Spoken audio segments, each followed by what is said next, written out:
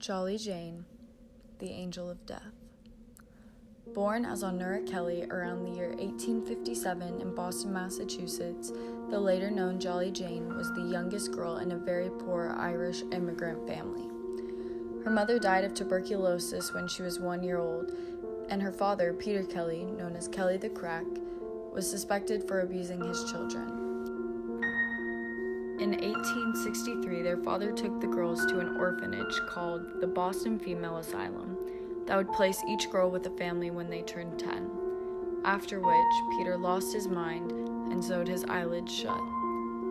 Jane became an indentured servant to Mrs. Anne C. Toppin, who then took her in, changed her name, and put her in school. In school, Jane was very bright and had lots of friends, but she had shown early signs of psychopathy because of telling insane lies.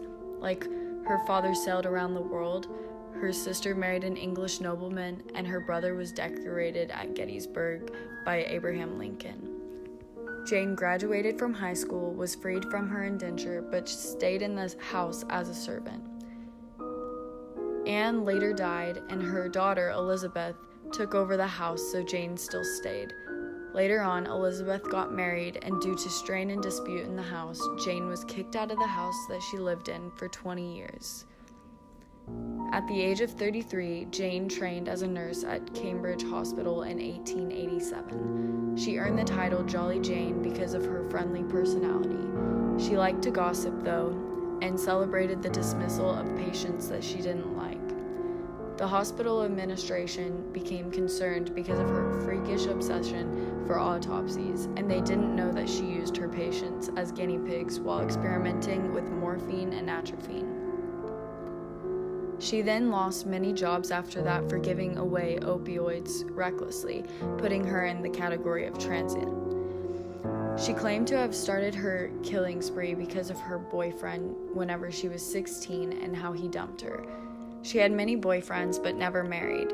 She said, "If I had been a married woman, I probably would not have killed all those people. I would have had my husband, my children, and my home to take up my mind." From 1887 to 1901, she confessed to killing 31 known victims, but was later on estimated at almost and over 100.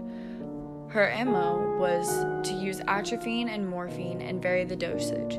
She found a fascination with bringing patients to the point of death, then back, and repeat the cycle until their death.